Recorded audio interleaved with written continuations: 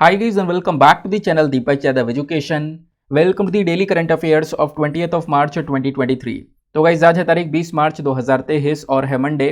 आज की तारीख से जितने भी मोस्ट इंपॉर्टेंट करंट अफेयर्स बनेंगे उन सभी करंट अफेयर्स को हम यहाँ पर डिटेल से डिस्कस करेंगे। यह वीडियो यूपीएससी और स्टेट पीएससी के पॉइंट ऑफ व्यू से बहुत ज़्यादा इंपॉर्टेंट हो जाता है। तो चलो शुभ आरंभ करते हैं। बट आगे बढ़ने से पहले मैं आपको बता दूं, हर रोज़ मॉर्निंग में राइट टाइम 5 बजे ये वीडियो आपको इसी चैनल पर मिल जाता है। तो आज कौन कौन समय पर प्रेजेंट हो चुका है नीचे लाइव चैट में ज़रूर से मेंशन कर सकते हो। पिछले कुछ समय से वीडियो अपलोड नहीं हो पा रहा था, बट अब से ये वीडियो रेगुलर मिलेगा आपको विदाउट एनी गैप। इस लेक्चर में हम लोग मेजरली इंडियन एक्सप्रेस के ऊपर फोकस करते हैं, लेकिन उसके साथ साथ हमारे जो इंपॉर्टेंट सोर्सेज हैं जैसे PIB, down to earth, alignment, इनको भी हम लोग बहुत डिटेल से कवर करते हैं बैकग्राउंड इन्फॉर्मेशन के साथ में।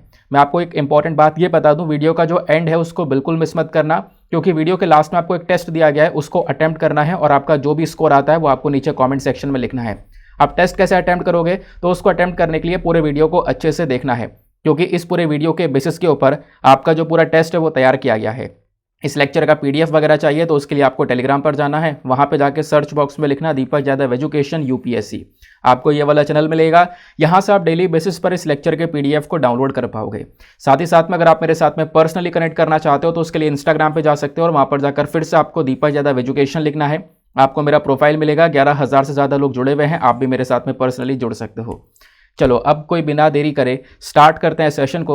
देखो पिछले लगभग 5-6 दिनों से ये वीडियो अपलोड नहीं हो पाया है, तो बीच बीच का जो भी कंटेंट है वो भी मैं यहाँ पर इसमें इंक्लूड करूँगा, यानी कि जो पेंडिंग सारे करंट अफेयर्स हैं वो भी आपके वीडियोज़ के अंदर कवर होते हुए चलेंगे। तो उसकी टेंशन ना लिया करो, मैं आपसे पहले भी बता चुका हूँ, ठीक है। तो पहले आर्टिकल में हम बात करने वाले हैं आईएनएस त्रिकंठ के बारे में। तो ये इंडियन नेवल शिप त्रिकंठ क्या है समझेंगे। सबसे पहली चीज़ हम लोग समझेंगे आखिरकार खबर क्या है हमारे पास में। न्यूज़ ये है कि जो आईएनएस त्रिकंठ है ना, ये अभी इंटरनेशनल मैरीटाइम एक्सरसाइज के अंदर पार्टिसिपेट किया है, इसने भाग लिया है।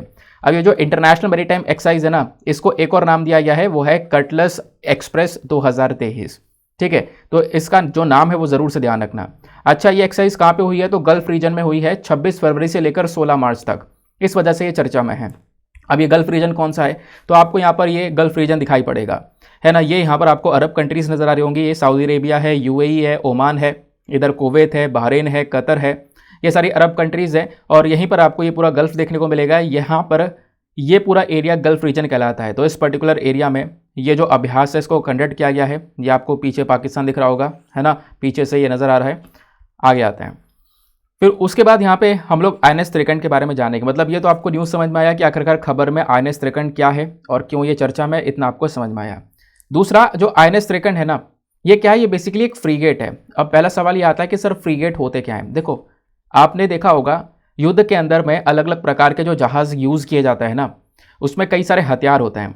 तो उसी प्रकार के 3 जहाज़ होते हैं। जैसे यहाँ पर मैंने आपको पहले पढ़ा रखा है कॉर्वेट के बारे में, है ना, फ्रीगेट के बारे में, फिर उसके बाद में डिस्ट्रॉयर के बारे में। डिस्ट्रॉयर सबसे बड़े साइज़ का जहाज़ होता है जिसमें कई सारे हथियार होते हैं, और कॉर्वेट सबसे छोटे साइज़ का जहाज़ होता है। ये भी यहाँ पर लड़ाई वगैरह में यूज़ किया जाता है। लेकिन फ्रिगेट यहाँ पर बीच का जहाज़ होता है, जहाँ पर अगेन काफ़ी सारे वेपन्स आपको देखने को मिलेंगे, बट कॉर्वेट से थोड़ा सा बड़ा होता है। तो आईएनएस त्रिकंठ क्या है, ये बेसिकली यहाँ पर कह सकते हो एक वॉर शिप है, यानी कि युद्ध लड़ने वाला एक जहाज़ है, जिसको यहाँ पर अभी पार्टिसिपेट करवाया है इस अभ्यास के अंदर में। उस अभ्यास का नाम है कटलस एक्सप्रेस 2023, ठीक है। इतनी बात क्लियर हो गई। आगे आते हैं। ये जो शिप है ना, ये जो जहाज़ है, ये हमारी इंडियन नेवी का ही हिस्सा है, और ये खासकर तलवार क्लास वाले शिप्स को बिलोंग करता है। यानी जो भी यहाँ पर फ्रिगेट्स होते हैं उनकी अलग अलग क्लासेस होती है ना। आपने सबमरीन के अलग अलग क्लासेस के बारे में पढ़ा है, किलो क्लास, ये क्लास, वो क्लास। तो यहाँ पर इसमें एक तलवार क्लास जो है, इसी क्लास को बिलोंग करता है आईएनएस त्रिकंठ। आईएनएस त्रिकंठ को किसने बनाया है, तो ये रशिया के थ्रू बिल्ड किया गया है। रशिया की कंपनी है यांतार शिपयार्ड, इसके थ्रू यहाँ पर बनाया गया है। अब ये जो अभ्यास है ना कटलस एक्सप्रेस 2023, इसके बारे में थोड़ी सी बातें जानेंगे। ये एक इंटरनेशनल मैरीटाइम एक्सरसाइज है, तो इसके बारे में कुछ फैक्ट्स आपको पता होना चाहिए, एग्जामिनेशन के अंदर पूछे जा सकते हैं। तो आपसे डायरेक्टली ये पूछा जा सकता है एग्जामिनेशन में, आपको क्वेश्चन दे दिया जाएगा कि कटलस एक्सप्रेस 2023 क्या है, तो आपको छूटते ही पता होना चाहिए ये एक मल्टीनेशनल मैरीटाइम एक्सरसाइज है। मल्टीनेशनल मतलब काफ़ी सारी जो कंट्रीज़ हैं वो यहाँ पर इस अभ्यास में हिस्सा लेते हैं। मैरीटाइम मतलब समुद्र में इस अभ्यास को किया जाता है। तो एक मल्टीनेशनल मैरीटाइम एक्सरसाइज है। अब इसका यहाँ पर जो नया ट्रेडिशन है ना, नया जो यहाँ पर बेसिकली आप कह सकते हो इसकी जो नई यात्रा है इस एक्सप्रेस की, वो की जाएगी जिबूटी, केन्या और मॉरिशस में। जिबूटी कीनिया यानी कि जो अफ्रीकन कंट्रीज़ है वहाँ पे यहाँ पर ये नई वाली यात्रा होने वाली है। इसमें और भी कई सारी कंट्रीज़ पार्टिसिपेट करेंगे ऐसा बोला जा रहा है, जैसे US, Canada, Djibouti, Madagascar, Mozambique, Mauritius, UK, Japan, Tanzania, Seychelles, France, Kenya, Georgia, Comoros, Greece, ये सारी कंट्रीज़ यहाँ पर पार्टिसिपेट करेंगी जल्दी, ठीक है, इस अभ्यास के अंदर में। यानी इसकी जो नई यात्रा होने वाली है वो कहाँ पर, जिबूटी, कीनिया, मॉरिशस की साइड में होने वाली है, इतना आप ध्यान में रख सकते हो। नेक्स्ट इंपॉर्टेंट आर्टिकल पर आते हैं। अगले आर्टिकल में मेगा ट्रॉपिक्स के बारे में चर्चा की गई है। ये बेसिकली एक सैटेलाइट है जो कि आपको पिक्चर में दिख रहा है, इसका नाम है मेगा ट्रॉपिक्स 1। अब पहले हम समझते हैं आखिरकार न्यूज़ क्या है। खबर यह है कि जो इसरो है ना, Indian Space Research Organisation, ISRO क्या है, भारत की स्पेस एजेंसी है। तो इसरो ने यहाँ पर क्या किया है, कुछ दिन पहले आर्टिकल पब्लिश हुआ था कि ये क्या करने वाला है इसरो यहाँ पर जो मेगा ट्रॉपिक 1 नाम का सैटेलाइट अंतरिक्ष में घूम रहा है, इसको री एंट्री करवाएगा, इसको वापस से यहाँ पर पृथ्वी पर लेकर आएगा। और री एंट्री में आपको पता है कि हमारा जो कंट्रोल है वो छूट जाता है, फिर वो जो सैटेलाइट है बहुत तेज़ी से गिरना स्टार्ट कर देता है। बट यहाँ पे इसरो का मेन फोकस ये है कि इसको हम लोग कंट्रोल री एंट्री करवा सकें, यानी हमारे नियंत्रण में हो ना, यानी कि उससे कोई नुकसान ना हो, बिल्कुल नियंत्रण में हम उसकी री एंट्री करवा सकें, ठीक है। तो इस वजह से यहाँ पर ये चर्चा में था, क्योंकि ये सैटेलाइट का जो टाइम पीरियड है वो पूरा हो चुका है, अब ये डिकमीशन हो चुका है, तो इसको वापस से उतारने की यहाँ पर टेक्निक के ऊपर काम किया जा रहा था। इस चक्कर में यहाँ पर ये मेगा ट्रॉपिक्स 1 चर्चा में था। तो मेगा ट्रॉपिक्स 1 क्या है, थोड़ा सा इसके बारे में फैक्चुअल डेटा कवर करेंगे, प्रीलिम्स में आपसे पूछा जा सकता है। मेगा ट्रॉपिक्स बेसिकली एक Indo French joint satellite mission है।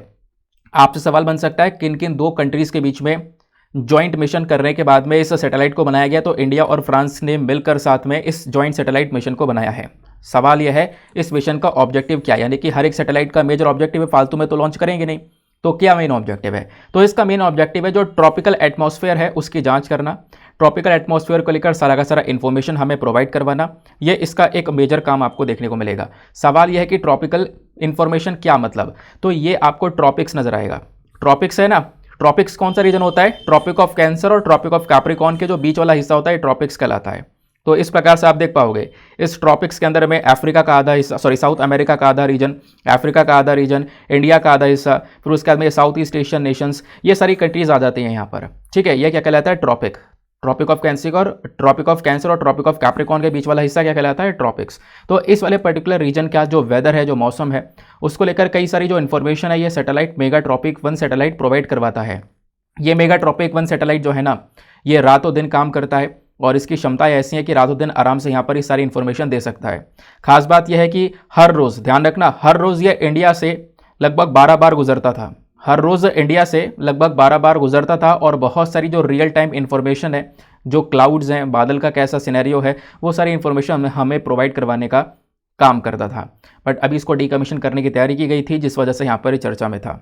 जो मेगा ट्रॉपिक सैटेलाइट हमने लॉन्च किया था, इसके अंदर अलग अलग इंस्ट्रूमेंट्स लगाए गए थे। अब ये इंस्ट्रूमेंट विकीपीडिया के पेज पर मेंशन थे, तो मैंने यहाँ पर बता दिया, बट इसको याद रखने की आवश्यकता नहीं है। देख सकते हो इंस्ट्रूमेंट के नाम दिए गए हैं, सैफिर, मैद्रास है ना, फिर उसके बाद में स्कैरब, रोज़ा, ये सब इन्फॉर्मेशंस हैं। ये इंस्ट्रूमेंट ध्यान रखने की जरूरत नहीं, बट वहाँ पर प्रेजेंट है तो मैंने यहाँ पर कॉपी पेस्ट कर दिया। नेक्स्ट आर्टिकल पर आते हैं। अगले आर्टिकल में बात की गई है स्वच्छ सुजल शक्ति सम्मान 2023 के बारे में। अब ये क्या है इसको समझते हैं। रिसेंटली बहुत ज़्यादा चर्चा में था, एक अच्छा आर्टिकल है, इंपॉर्टेंट है, एग्जामिनेशन में आपसे पूछा जा सकता है। तो हाल ही में जो भारत के राष्ट्रपति हैं द्रौपदी मुर्मू जी, इन्होंने यहाँ पर स्वच्छ सुजल शक्ति सम्मान 2023 का जो है पूरा इवेंट है इसको प्रेजेंट किया है ना, ये अवार्ड प्रेजेंट किया है, प्लस जल शक्ति अभियान को भी लॉन्च किया गया, और यहाँ पर जो कैच द रेन कैंपेन है वो भी स्टार्ट किया गया था दिल्ली के अंदर में। इस वजह से यहाँ पर ये चर्चा में है। तो कई सारी चीज़ें इस आर्टिकल में हम लोग यहाँ पर कैच द रेन कैंपेन क्या है वो समझेंगे, स्वच्छ सुजल शक्ति सम्मान क्या है वो भी हम लोग समझेंगे। तो स्वच्छ सुजल शक्तिमान नहीं, शक्ति सम्मान की जब हम लोग बात करते हैं ना, तो यहाँ पर ना ये इवेंट किया जाता है ताकि हम लोग हाईलाइट कर सकें किस चीज़ के बारे में, जो वेमेन का, जो महिलाओं का कंट्रीब्यूशन है कहाँ पर, स्वच्छता के अंदर में, है ना, उनकी जो लीडरशिप है उसको एक्सेप्ट करने के लिए जो इवेंट है वो स्टार्ट किया जाता है। जो भी वेमेन अचीवर्स हैं, यानी कि काफ़ी सारी महिलाएं जिन्हें ओपन डेफिकेशन प्लस में काम किया है, यानी कि खुले में जो शौच है उसको बंद करवाने में मदद की है, हर घर जल विलेज में यहाँ पर काम किया है, वाटर कंजर्वेशन में काम किया है ना, यानी कि पानी को बचाने के ऊपर काम किया है। तो अलग अलग इन प्रकार के जो इवेंट्स उसमें काम किया, उनका जो कंट्रीब्यूशन है इन मामलों में काफ़ी ज़्यादा है। तो उन्हीं महिलाओं को यहाँ पर क्या किया गया, रिप्रेजेंट किया गया, उनको अवार्ड दिया गया इस इवेंट के दौरान। ये जो अब की बार का इवेंट था इस साल वाला, इसको ऑर्गेनाइज किया है यूनियन मिनिस्ट्री ऑफ जल शक्ति ने, क्योंकि जल शक्ति का एक मेजर रोल यहाँ पर रहा है। तो हमारी जो जल शक्ति मिनिस्ट्री है उसने इस पूरे इवेंट को ऑर्गेनाइज किया है ताकि जो महिलाएं चैंपियन थी खासकर किस चीज़ के मामले में, साफ सफाई के मामले में, उनको हम लोग यहाँ पर सम्मानित कर सकें। और उसके साथ साथ यहाँ पर कैच द रेन कैंपेन भी चलाया गया, तो ये कैंपेन चर्चा में है। तो ये कैच द रेन कैंपेन क्या है आपको पता होना चाहिए, ज़रूर से एग्जामिनेशन में बन सकता है क्वेश्चन। तो कैच द रेन जो है ना, ये बेसिकली एक जन आंदोलन कैंपेन है। इसका मकसद क्या है? इसका मकसद है रेन वाटर हार्वेस्टिंग स्ट्रक्चर्स को बनाना। रेन वाटर हार्वेस्टिंग समझते हो ना, यानी बारिश का पानी जो है ना उसको हम लोग प्रॉपर स्टोर कर सकें और उसको वापस से रीयूज़ कर सकें, ऐसी यहाँ पर जो सिस्टम है उसको डेवलप करना। तो कैच द रेन कैंपेन जो है इसका टैगलाइन क्या था? Catch the rain where it falls when it falls, यानी बारिश को आपको स्टोर करना होगा जब भी हो रही है और जहाँ भी हो रही है। जब भी हो रही है, जहाँ भी हो रही है बारिश, उसको स्टोर कर लो। तो ये बेसिकली यहाँ पर एक टारगेट था। इससे क्या होगा, हम बारिश का पानी रीयूज़ कर सकेंगे अच्छी तरीके से। नाउ कैच द रेन जो कैंपेन है इसको कौन इंप्लीमेंट करता है? तो ध्यान रखना, क्वेश्चन बन सकता है। इसको लागू किया जाता है नेशनल वाटर मिशन के थ्रू और मिनिस्ट्री ऑफ जल शक्ति के अंडर में आता है। ये जो कैंपेन है ये हमारे पूरे देश भर में चल रहा है, खासकर गाँव वाले और शहर वाले दोनों एरियाज़ के अंदर में। ठीक है, तो ये ध्यान में रख सकते हो। स्वच्छ सुजल शक्ति सम्मान क्या है ये आपको समझ में आना चाहिए। नेक्स्ट आर्टिकल पर आते हैं। आगे बढ़ने से पहले दोस्तों मेक श्योर करना वीडियो पर जो लाइक का बटन है उसको प्रेस कर देना। हमने 2000 लाइक्स का टारगेट रखा है, प्लीज़ आप उसको यहाँ पर पहुँचा सकते हो। अब मुझे पता है काफ़ी सारे लोग जो है वीडियो का इंतजार करते रहते थे पिछले कुछ समय पर, बट अब से यहाँ पर मेरी कोशिश रहेगी कि मैं इसको रेगुलर बेसिस पर आपको प्रोवाइड करवाता हूँ, रोज़ाना आपको ये वीडियो मिलता रहे। बाकी कोशिश ये भी रहेगी कि मैं संडे में भी आपको ये वीडियो प्रोवाइड करवा सकूँ। ठीक है, एक रिविजन वीडियो। नेक्स्ट आर्टिकल बात करता है आर्मी कोर्ट मार्शल के बारे में। आर्मी कोर्ट मार्शल एक ऐसा टॉपिक है जो कि हर एक अखबार में पिछले कुछ समय पर कवर किया गया है। बिल्कुल हर एक न्यूज़पेपर में इसको कवर किया गया। मैंने द हिंदू के वीडियो में आपको ये टॉपिक पढ़ाया था, आर्मी कोर्ट मार्शल वाला, याद आ रहा होगा। तो आर्मी कोर्ट मार्शल जो है ना, ये जम्मू एंड कश्मीर में इस मार्शल ने, इस कोर्ट ने कह सकते हो आर्मी के लिए कोर्ट है, ऐसे समझ सकते हो। तो इसने यहाँ पर अभी एक कैप्टन है, उनको यहाँ पर दंड सुनाया है, उनको यहाँ पर बेसिकली सजा दी है और लाइफ इम्प्रिजमेंट की यानी कि उम्र कैद की सज़ा सुनाई है। क्यों? क्योंकि उनका कनेक्शन था यहाँ पर 3 लोगों को मारने में, है ना। इस वजह से यहाँ पर ये मुद्दा काफ़ी चल भी रहा था, बट अभी के समय पर ये काफ़ी आग पकड़ चुका था। अब ये मुद्दे आपसे एग्जामिनेशन में कभी नहीं पूछे जाएंगे, आपको पता है। लेकिन आपको पता है कि यहाँ एग्जैक्टली क्या मामला था, अब पता चल चुका है तो आप कनेक्ट करने में कह सकते हो थोड़ी आसानी हो जाएगी आपको, है ना। तो वो जो कैप्टन है उनको यहाँ पर कह सकते हो कि उम्र कैद की सज़ा सुनाई गई है। तो वही हम समझेंगे आखिरकार जो हमारी आर्मी है उनको सज़ा कैसे दी जाती है, क्या प्रोसेस है, उसके लिए क्या क्या कोर्ट्स हैं, कैसे कैसे काम करते हैं, वो चीज़ आपको पता होनी चाहिए। इसी वजह से हम लोग ने टॉपिक का नाम ही रखा है army court martial. Army court martial को पढ़ने से पहले आपको पता होनी चाहिए कोर्ट मार्शल क्या होता है। देखो कोर्ट मार्शल क्या करता है ना, एक अथॉरिटी देता है हमारे जज को, ताकि जो भी हमारे आर्म्ड फोर्सेस हैं, जो भी आर्मी के अंदर काम करने वाले लोग हैं, इंडियन नेवी, आर्मी या एयरफोर्स में काम करने वाले लोग हैं, अगर उन्होंने यहाँ पर कोई अपराध किया है, उनका केस चल रहा है और वो अपराधी साबित होते हैं, मुजरिम साबित होते हैं, तो उनकी जो पनिशमेंट्स वगैरह हैं वो सारी यहाँ पर डिसाइड करने की जो पावर्स है वो कोर्ट मार्शल के पास में होती है। कोर्ट मार्शल बेसिकली एक अथॉरिटी यहाँ पर जज को देता है कि जज ये मामले को देखे। सवाल यह है कि कोर्ट मार्शल को लेकर लीगल प्रोविजंस क्या हैं, भारत में कानूनी तौर पर क्या क्या चीज़ें नजर आती हैं। तो उसके लिए यहाँ पर एक पूरा एक्ट बनाया गया है, आर्म्ड फोर्सेस ट्राइब्यूनल एक्ट 2007। इस एक्ट को पार्लियामेंट के थ्रू पास किया गया था और इसी एक्ट के बेसिस पर आर्म्ड फोर्सेस ट्राइब्यूनल को बनाया गया है, जहां पर इस प्रकार के आर्म्ड फोर्सेस के केसेस की सुनवाई की जाती है। ठीक है, और आपको पता है कि आर्मी, नेवी, एयरफोर्स, इन सब के लिए अलग अलग सेपरेट एक्ट बनाए गए हैं, जैसे army act 1950, navy act 1957, air force act 1950। इस प्रकार से सभी के लिए अलग अलग एक्ट्स बनाए गए हैं। कैसे कैसे यहाँ पर इनको सजा देनी है, क्या क्या सजा देनी है, वो सारे कानून यहाँ पर इन एक्ट्स के अंदर मेंशन किए गए हैं। लेकिन हमने क्या किया, इस आर्म्ड फोर्सेस ट्राइब्यूनल एक्ट 2007 के माध्यम से क्या कर दिया, एक आर्म्ड फोर्सेस ट्राइब्यूनल बना दिया गया। ट्राइब्यूनल बेसिकली कोर्ट की तरह ही होता है जिसका काम है केसेस को देखना, लेकिन ये जो ट्राइब्यूनल है इसके नाम से पता चल रहा है ये स्पेशली आर्मी फोर्सेस के लिए बनाया गया है, उनके केसेस को हैंडल करने के लिए। सवाल यह है कि इस आर्म्ड फोर्सेस ट्राइब्यूनल के अंदर कौन कौन होता है। तो जो भी जुडिशियल मेंबर्स होते हैं, ध्यान रखना, जुडिशियल मेंबर्स जैसे कि हाई कोर्ट के रिटायर्ड जजेस हो गए, है ना, या फिर यहाँ पे कह सकते हो रिटायर्ड मेंबर हो गए आर्म्ड फोर्सेस के, और यानी इसके जो जुडिशियल मेंबर्स होते हैं, जो इस ट्राइब्यूनल के अंदर जो जज होते हैं ना, वो रिटायर्ड हाई कोर्ट जजेस होते हैं।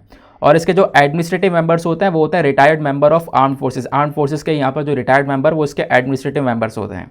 ठीक है, उनकी जो रैंक है, मेजर, जनरल वाली कोई रैंक है, तो यहाँ पर उनको बेसिकली अपॉइंट किया जाएगा।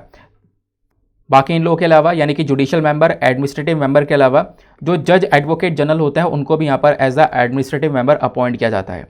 तो ये सारे लोग क्या करते हैं, आर्म्ड फोर्सेस ट्राइब्यूनल को बनाते हैं। अब यहाँ पे आपको पता होना चाहिए 4 प्रकार के कोर्ट मार्शल हैं भारत में।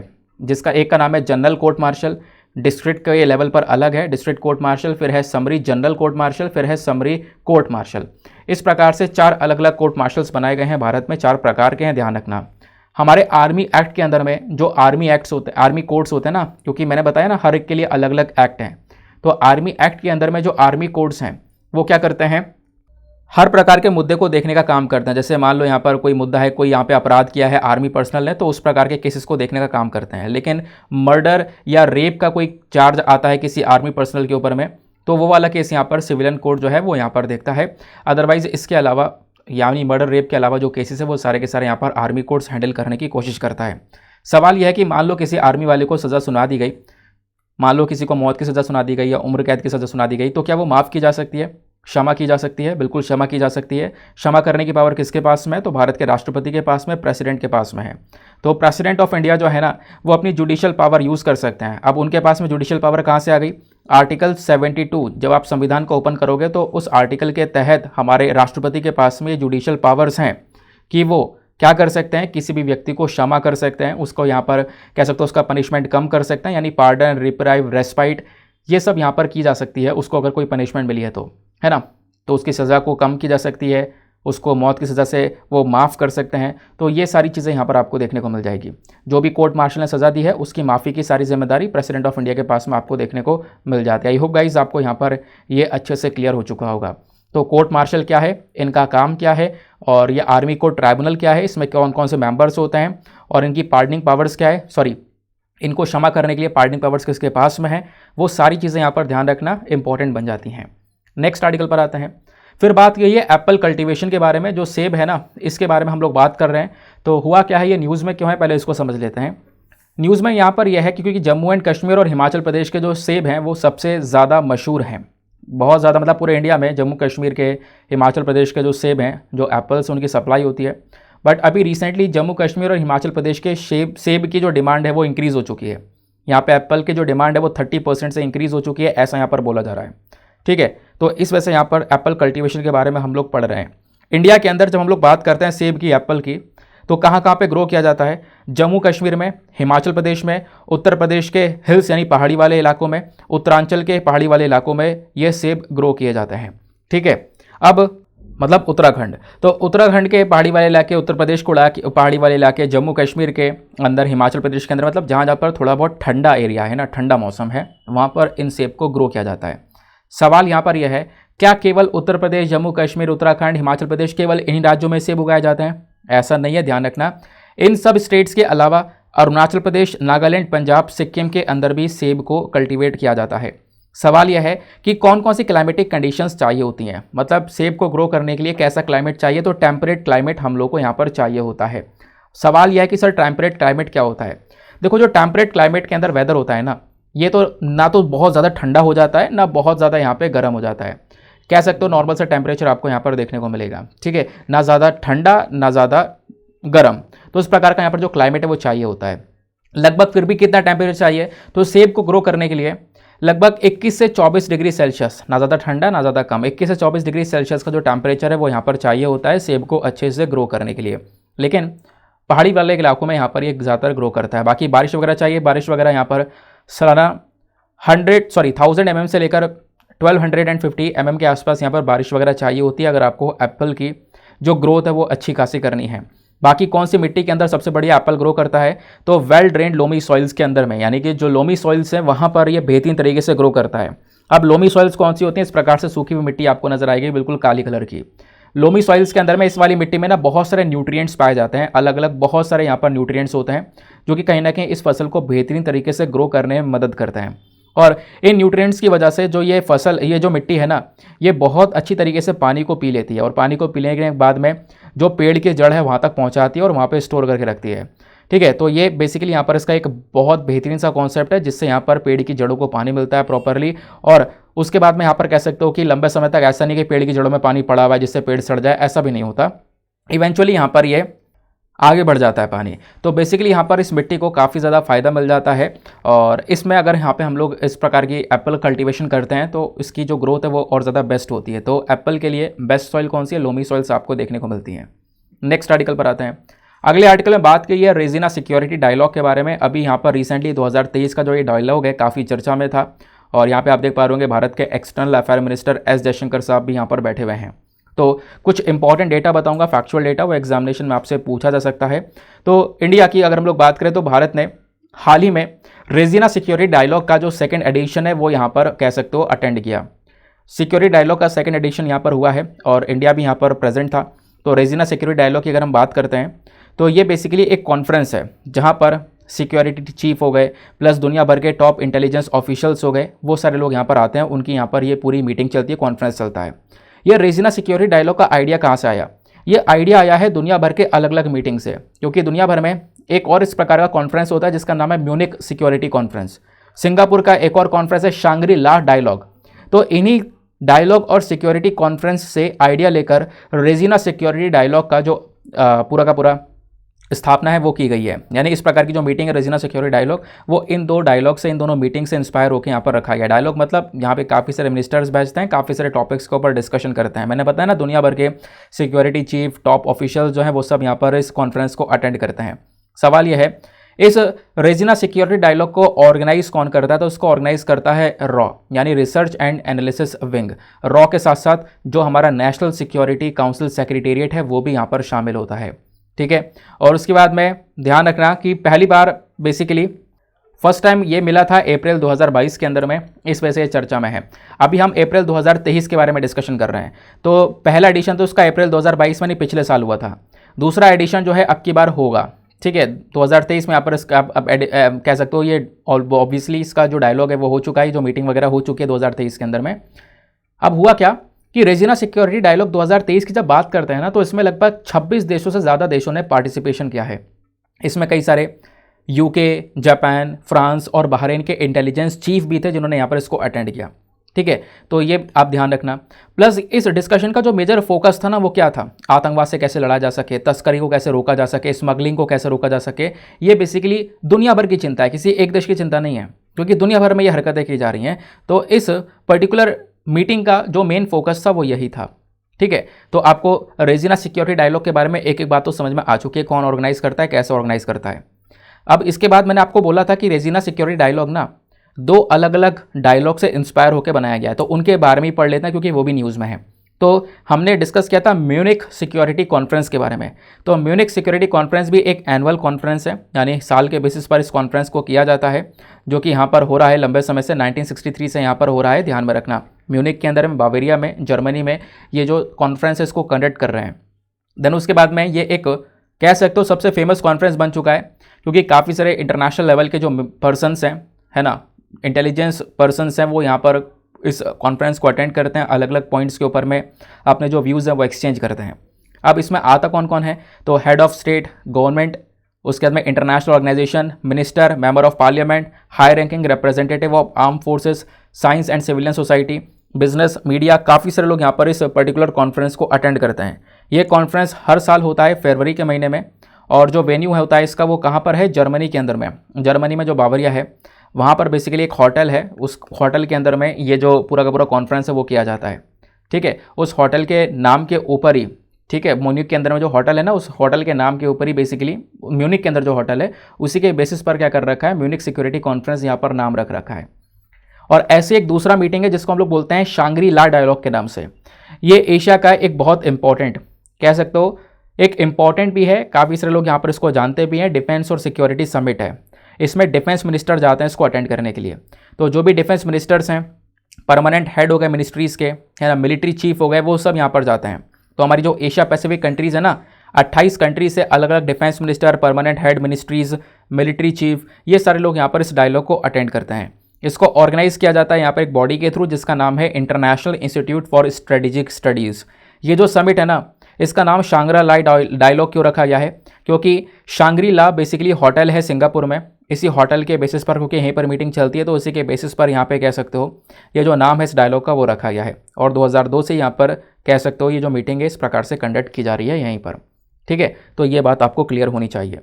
नेक्स्ट आर्टिकल पर आते हैं। अगले आर्टिकल में डिस्कशन किया गया है United Nation high seas treaty के बारे में। एक इंपॉर्टेंट आर्टिकल है, देखो अभी रिसेंटली काफ़ी चर्चा में था, तो मैंने बोला ना काफ़ी सारे आर्टिकल ऐसे होंगे जो कि यहाँ पे हमारे पीछे वाले होंगे पेंडिंग आर्टिकल, उनको भी मैं कवर करूंगा यहाँ पर, तो आपको कोई भी घबराने की ज़रूरत नहीं है। अब यहाँ पे न्यूज़ क्या है पहले उसको समझते हैं। बोला यह जा रहा है कि लगभग देखो एक निगोशिएशन किया गया था, एक बातचीत की गई थी बहुत समय पहले कि हम कैसे जो समुद्र का पानी है ना उसको कैसे सुरक्षा दे सकते हैं। देखो अलग अलग देश जो हैं, छोटे छोटे आइलैंड्स हैं, उनके आसपास जो समुद्र का पानी है उसका ध्यान तो वो देश वो आइलैंड खुद दे लेता है, लेकिन जो इंटरनेशनल वाटर जो बिल्कुल बीचों बीच हैं उस वाले पानी उस वाले समुद्र का कौन ध्यान दे। तो कहीं ना कहीं यहाँ पर उसको प्रोटेक्शन देने के लिए एक ट्रीटी की गई है। यूनाइटेड नेशन ने रिसेंटली यहाँ पर अग्री किया कि हम लोग एक हाई सीज ट्रीटी करेंगे। हाई सीज मतलब वही इंटरनेशनल वाटर की हम लोग बात कर रहे हैं जिस पर किसी का कंट्रोल है नहीं।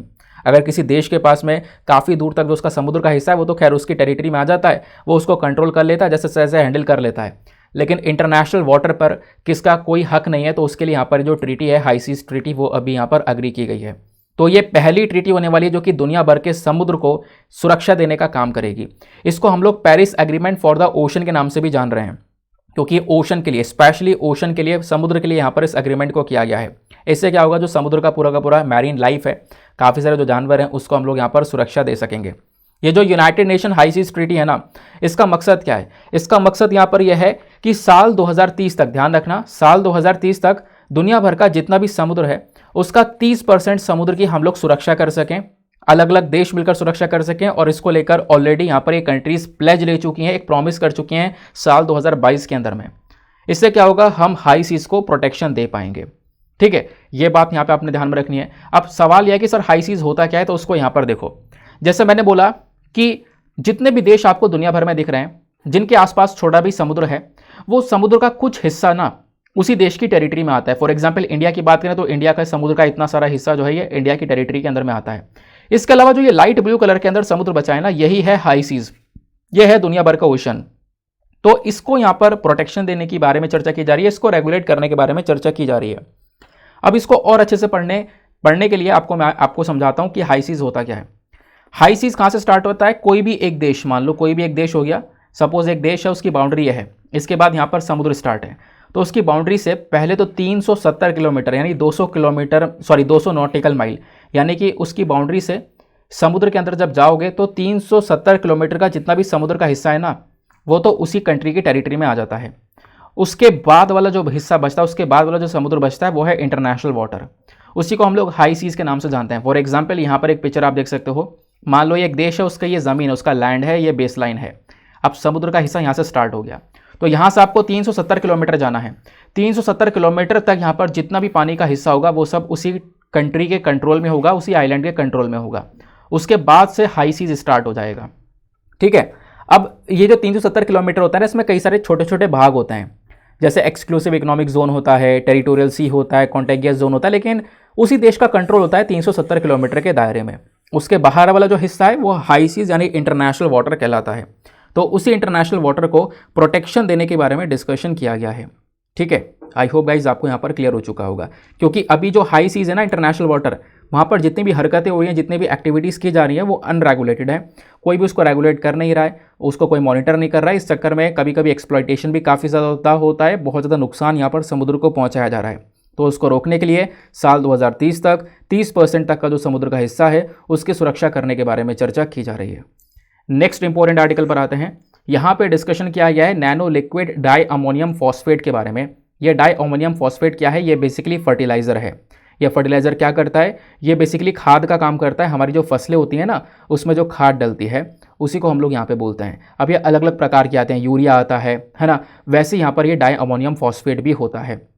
ये न्यूज़ में क्यों है? न्यूज़ में इसलिए क्योंकि सरकार ने रिसेंटली क्या किया है, जो डाई अमोनियम फॉस्फेट है ना, इसका लिक्विड वर्जन लॉन्च कर दिया है, नैनो लिक्विड वर्जन।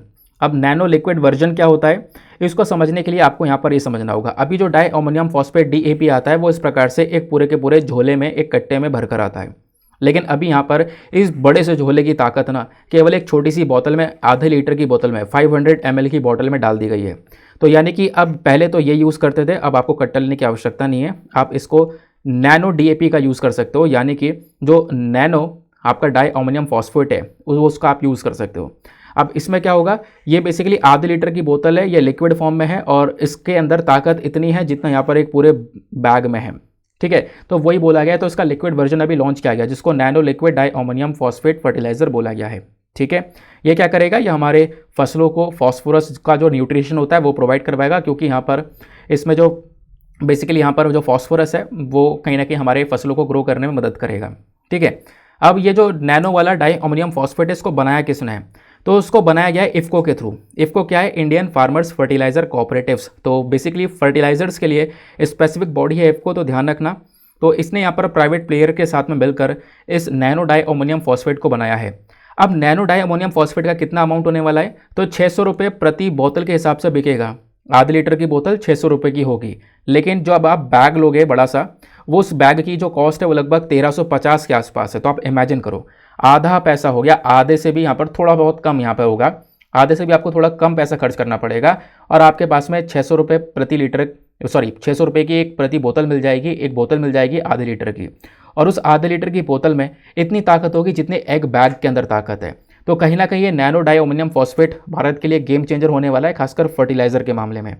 इसके फ़ायदे क्या होंगे, फ़ायदे होंगे क्योंकि नैनो डाई अमोनियम फॉस्फेट जब हम बात करते हैं ना, तो ये कह सकते हो कि खाद जब हम लोग यूज़ करते हैं अपने देश में, तो यूरिया के बाद में दूसरा सबसे ज़्यादा यूज़ करने वाला खाद डीएपी है। सबसे नंबर 1 पर तो यूरिया इस्तेमाल करते हैं, जो इस प्रकार से आपको देखने को मिलेगा दानेदार। यूरिया के बाद जो यहाँ पर सबसे ज़्यादा यूज़ किया जाता है वो क्या है, वो है बेसिकली यहाँ पर डाई अमोनियम फॉस्फेट। तो इस वजह से यहाँ पर इसमें ये काम करना काफ़ी ज़्यादा ज़रूरी है। यहाँ पे ये बोला जा रहा है कि देखो जो उसका कंजम्पशन है ना वो काफ़ी ज़्यादा है। लोकल प्रोडक्शन भी हम लोग कर रहे हैं, कंजम्पशन भी कर रहे हैं। अब देखो प्रोडक्शन कितना हो रहा है हमारे देश में, जो ये डाई अमोनियम फॉस्फेट का उत्पादन होता है ना, वो 4 से 5 मिलियन टन के आसपास होता है। लेकिन हम इसको कितना कंज्यूम कर रहे हैं, कितना यहाँ पर यूज़ होता है देश में, तो 10 से 12 मिलियन टन के आसपास यूज़ होता है। तो आप कहोगे अरे बाप रे, 4 से 5 मिलियन टन हम बना रहे हैं, 10 से 12 मिलियन टन यूज़ कर रहे हैं, तो ये बाकी आ कहाँ से रहा है, बाकी हम इंपोर्ट करते हैं ना। तो वो जो इंपोर्ट कर रहे हैं, अब उसी का एक बहुत बड़ा सोल्यूशन है। क्या सोल्यूशन है, ये बोतल, आधे लीटर की बोतल जो बनाई गई है, इससे क्या होगा, इंडिया का जो फर्टिलाइजर इंपोर्ट बिल है वो काफ़ी कम हो जाएगा। अब हमें इतना ज़्यादा इंपोर्ट करने की आवश्यकता पड़ेगी नहीं। आई होप गाइज आपको यहाँ पर एक चीज़ क्लियर हो चुकी है, इसमें हम लोग और ज़्यादा आगे सफल होने वाले हैं। अब बात एक की जा रही है, इन सब चीज़ों को लेकर ना हमारे पास में एक FCO नाम का पूरा ऑर्डर, पूरा रूल्स एंड रेगुलेशन देखने को मिलते हैं, जिसको हम लोग फर्टिलाइजर कंट्रोल ऑर्डर बोलते हैं। ये ऑर्डर जारी किए गए थे एसेंशियल कमोडिटीज़ एक्ट 1955 के तहत। इन ऑर्डर्स को कौन मैनेज करता है, तो डिपार्टमेंट ऑफ एग्रीकल्चर कॉर्पोरेशन यहाँ पर, sorry department of agriculture cooperation basically यहाँ पर इसको हैंडल करता है। इसमें कुछ नियम कानून बता रखे हैं, है ना, कि क्या क्या कैसे कैसे करना है। जो भी प्रोडक्ट होगा उसके प्रोडक्ट वाइज स्पेसिफिकेशंस होंगी, प्लस यहाँ पर जो फर्टिलाइजर होगा, जो भी खाद होगा, है ना, उसकी सैम्पलिंग, उसकी एनालिसिस के जो मेथड्स हैं, उसका एनालिसिस क्या कैसे कैसे किया जा सकता है, उसको लेकर यहाँ पर सारी जो इन्फॉर्मेशन है वो प्रोवाइड करवाता है। उसके बाद में प्रोसीजर बताता है कैसे आप लाइसेंस ले सकते हो, है ना, कैसे अपना आपको एज अ मैन्युफैक्चरर या डीलर फर्टिलाइजर के मामले में रजिस्टर करवा सकते हो। तो ये सारे काम यहाँ पर कह सकते हो ये FCO के अंदर मेंशन किए गए हैं। तो ध्यान रखना, जो भी फर्टिलाइजर होता है उसकी सैम्पलिंग करना, एनालिसिस करना, उसके मेथड्स क्या क्या होंगे, वो सारी चीज़ें यहाँ पर हमें ये फर्टिलाइजर कंट्रोल ऑर्डर प्रोवाइड करवाता है। नेक्स्ट आर्टिकल पर आते हैं। अगले आर्टिकल में बात यही है emergency credit line guarantee scheme के बारे में। एक अच्छा टॉपिक है और हमेशा से चर्चा में रहा है, तो एग्जामिनेशन में सवाल बन सकता है। देखो हुआ क्या है, हमारी जो केंद्र सरकार है वो अभी यहाँ पर देख रही है कि जो ये emergency credit line guarantee scheme है ना, इसको आगे बढ़ा दिया जाए, थोड़ा सा इंक्रीज़ कर दिया जाए लंबे समय के लिए। इस वजह से चर्चा में है। अब इस वजह से यहाँ पर कुछ ज़्यादा डिटेलिंग तो दी नहीं गई है, 2-4 टॉपिक दे दिए गए, 2-4 लाइनें यहाँ पर उस आर्टिकल में दे दी गई। अब उसके बेसिस पर आपको पूरा का पूरा emergency credit guarantee line scheme के बारे में जानना होगा।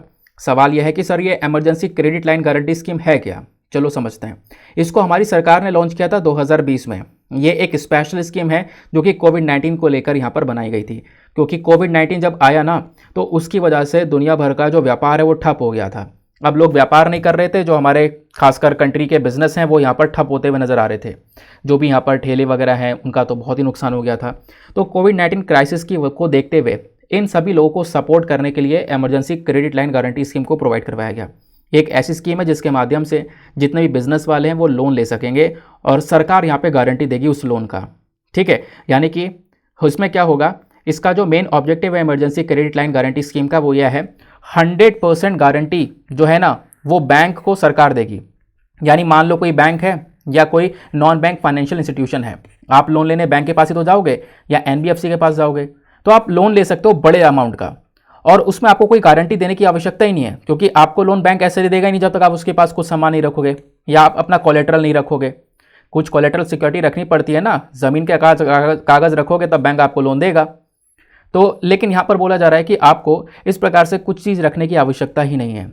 जो ये गारंटी है बैंक को वो सरकार देगी अपनी साइड से। इसी वजह से इसको emergency credit line guarantee scheme बोला गया कि सरकार अपनी साइड से गारंटी देगी, आप लोन उठाओ, ठीक है, ताकि कोविड-19 पेंडेमिक की वजह से जितने भी लोग सफ़र किए थे उनको यहाँ पर हेल्प कर सकें, खासकर जो छोटे छोटे बिजनेसेस हैं वो थोड़ा लोन उठाकर अपने बिजनेसेस को वापस से ग्रो कर सकें।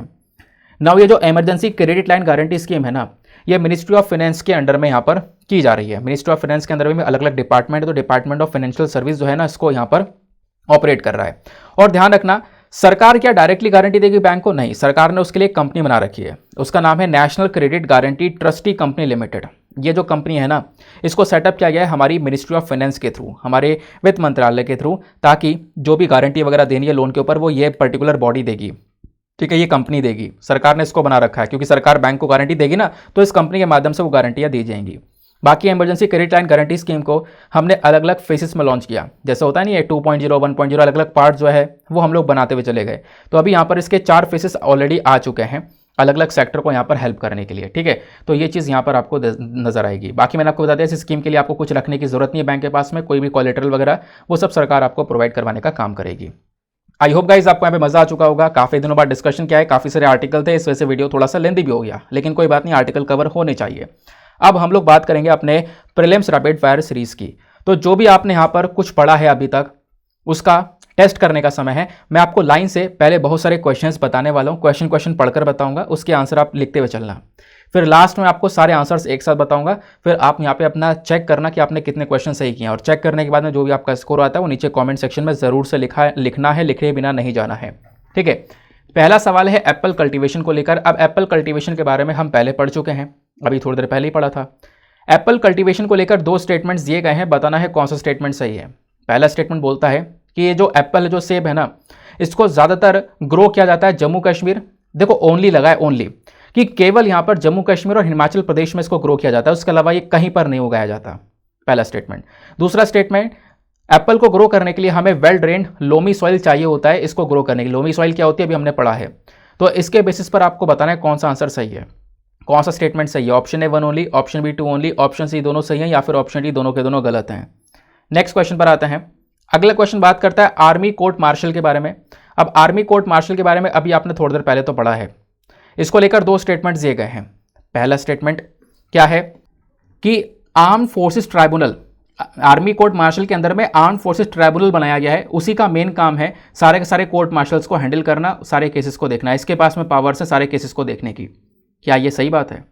दूसरा स्टेटमेंट, जो भारत के प्रेसिडेंट होते हैं वो इकलौते व्यक्ति हैं जो कि यहाँ पर किसी भी कोर्ट मार्शल जो अगर कोई सज़ा देता है किसी आर्म फोर्सेस को, तो उसको क्षमा करने की जो खासकर यहाँ पे पावर है वो हमारे प्रेसिडेंट के पास में है। तो बताओ यहाँ पर कौन सा स्टेटमेंट सही है। Option A 1 only, option B 2 only, option C दोनों सही है, या फिर ऑप्शन डी दोनों के दोनों गलत हैं। नेक्स्ट क्वेश्चन पर आता है। अगला क्वेश्चन बात करता है कैच द रेन कैंपेन के बारे में।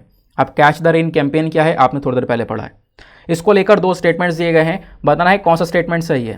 पहला statement, catch the rain campaign basically एक इनिशिएटिव है हमारे union ministry of environment, forest and climate change का, ठीक है। इस इनिशिएटिव को बेसिकली यहाँ पर इस मिनिस्ट्री ने इंप्लीमेंट किया, मतलब इस मिनिस्ट्री का एक इनिशिएटिव है।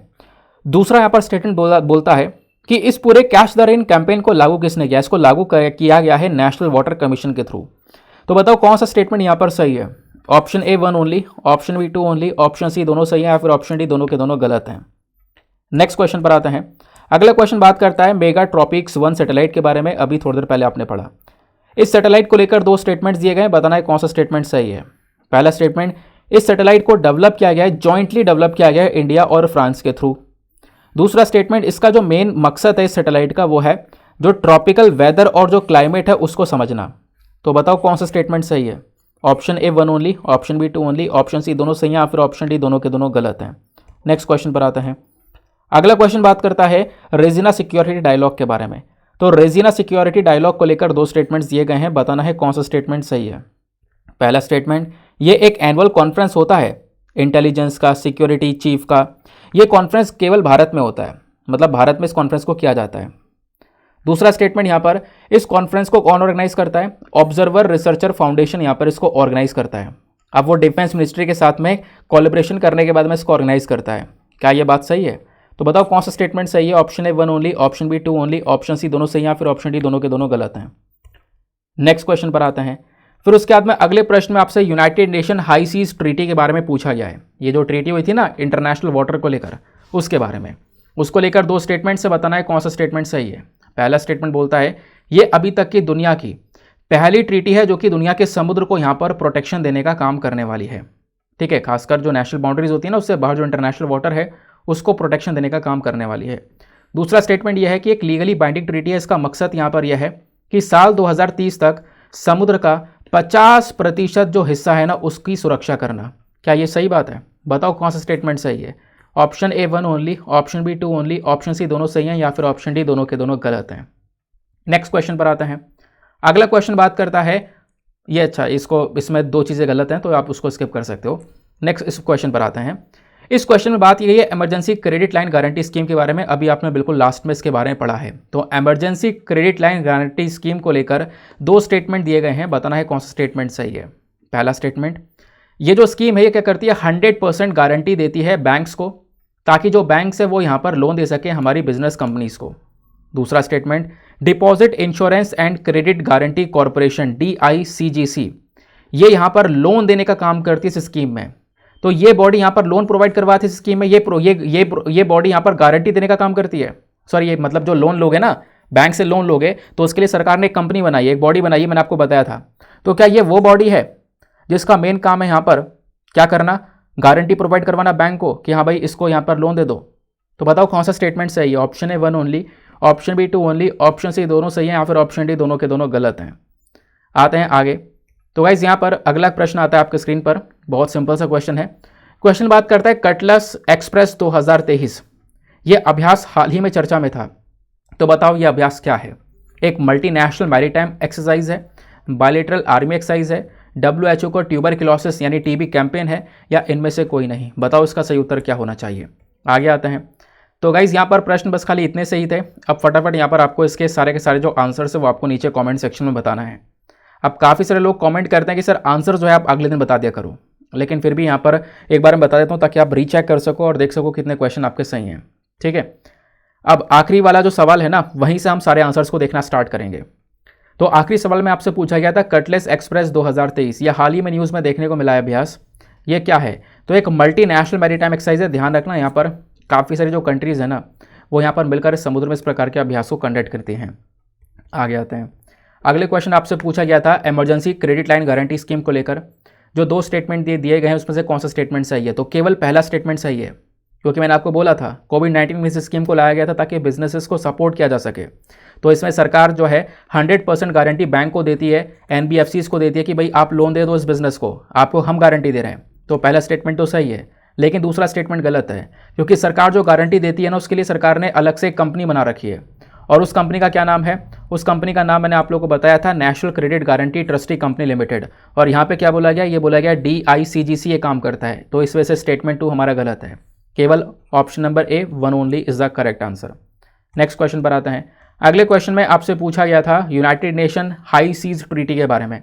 तो इसको लेकर दो स्टेटमेंट्स दिए गए, बताना है कौन सा स्टेटमेंट सही है। तो केवल पहला स्टेटमेंट सही है, दूसरा स्टेटमेंट गलत है, क्योंकि पहले स्टेटमेंट तो साफ साफ बोला गया है दुनिया भर का जो समुद्र है उसकी सुरक्षा करने के लिए यहाँ पर इस ट्रीटी को बनाया गया है और इस प्रकार की कोई पहली ट्रीटी है। सही बात है।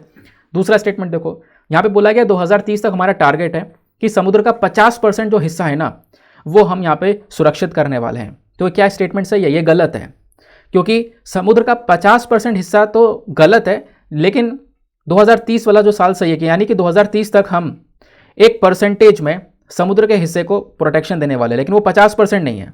तो बताओ वो कितना परसेंट है, वो आपको नीचे कमेंट सेक्शन में बताना है। सिंपल सा सवाल है। आगे आते हैं। फिर उसके बाद में अगला क्वेश्चन आपसे पूछा गया था रेजिना सिक्योरिटी डायलॉग को लेकर। इसको लेकर कौन सा स्टेटमेंट सही है? तो इसको लेकर पहला स्टेटमेंट सही है, दूसरा गलत है। पहला स्टेटमेंट क्या है कि ये जो सिक्योरिटी डायलॉग है ना, ये मीटिंग है कहाँ पे होती है? इंडिया के अंदर में होती है। तो इंडिया के अंदर में यहाँ पर ये जो एनुअल कॉन्फ्रेंस है ये किया जाता है इंटेलिजेंस और सिक्योरिटी चीफ का। तो पहला स्टेटमेंट सही है। दूसरा स्टेटमेंट गलत है, क्योंकि इस डायलॉग को जो ORF है वो यहाँ पर लागू नहीं करता। ORF की हमने कोई बात ही नहीं की थी, इसको ORF ऑर्गेनाइज नहीं करता है। इसको ऑर्गेनाइज किया जाता है रॉ के through, research and analysis wing, और साथ ही साथ में नेशनल सिक्योरिटी काउंसिल सेक्रेटेरिएट के थ्रू। ठीक है, इन्होंने यहाँ पर इसको ऑर्गेनाइज किया है। आगे आते हैं।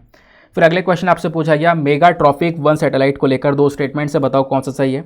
तो यहाँ पर दोनों के दोनों स्टेटमेंट सही हैं। पहला स्टेटमेंट सही है, इंडिया और फ्रांस ने मिलकर यहाँ पर इसको डेवलप किया है।